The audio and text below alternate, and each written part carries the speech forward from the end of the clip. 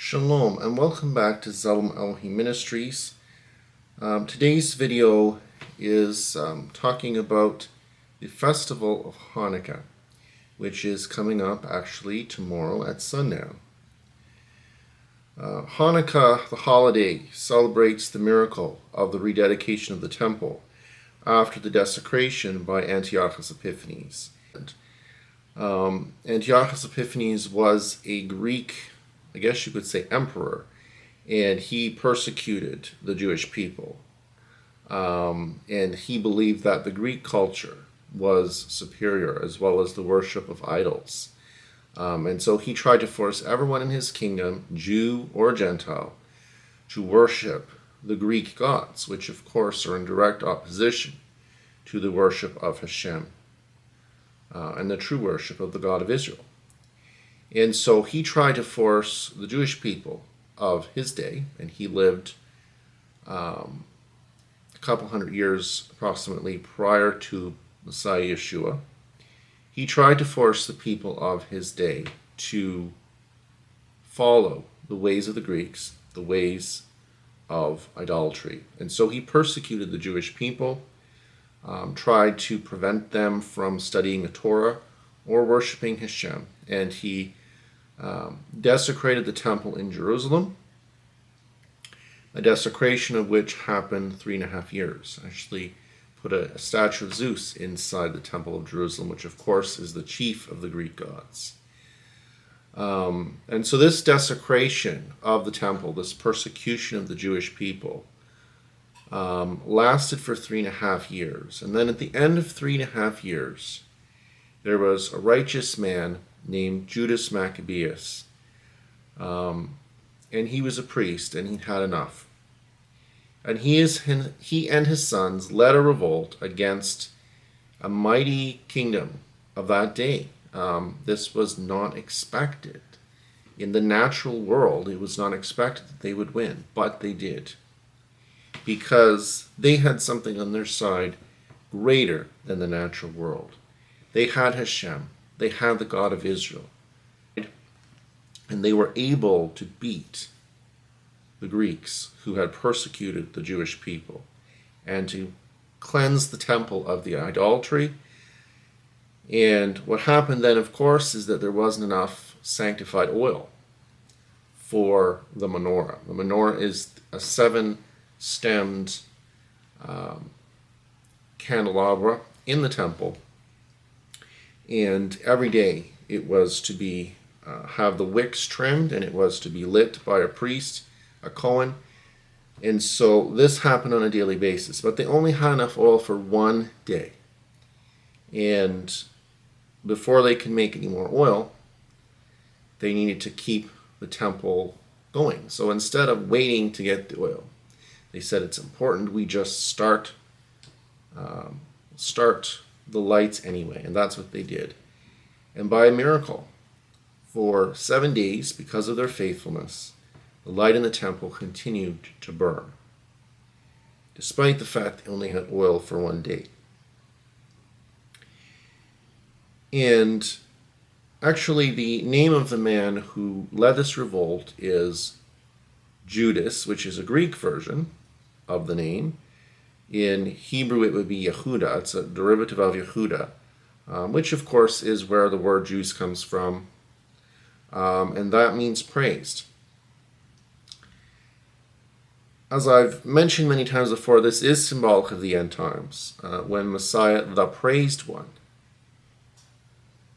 also the Lion of the tribe of Judah, of Yehuda, essentially, will rededicate the temple after the reign of the lawless one, or the Antichrist. The menorah that is used on this holiday is special, and it has 9 lamps, 9 being one for each day, plus a center lamp. And so for 8 days, the Jewish people light the menorah in commemoration, 1 candle for each day, and of course the center lamp on all days. You light the center candle on the first day, and you light the first candle. The center candle, though, is called a shamash, or the servant candle. And this also speaks of Messiah Yeshua. Because Messiah Yeshua came to be a servant. And he commands us to be as one who serves. He served the world to the extent that he died on a cross outside of Jerusalem, and he gave his life as an offering for sin. The Shamash candle represents the light of Messiah. In John 8:12, Messiah said, "I am the light of the world. He who follows me will not walk in darkness, but will have the light of life." And if we follow Messiah Yeshua, if we have given our life to him, then he lights us like the Shamash lights the candles on the menorah. He commands us to shine our lights to a world that needs light, now more than ever. Our world is filled with darkness. In Matthew 5:13-18, as part of Messiah's teaching, he teaches about this light. Starting in verse 13, "You are the salt of the earth, but if the salt loses its flavor, how shall it be seasoned? It is then good for nothing but to be thrown out and trampled underfoot by men. You are the light of the world. A city that is set on a hill cannot be hidden. Nor do they light a lamp and put it under a basket, but on a lampstand, and it gives light to all who are in the house.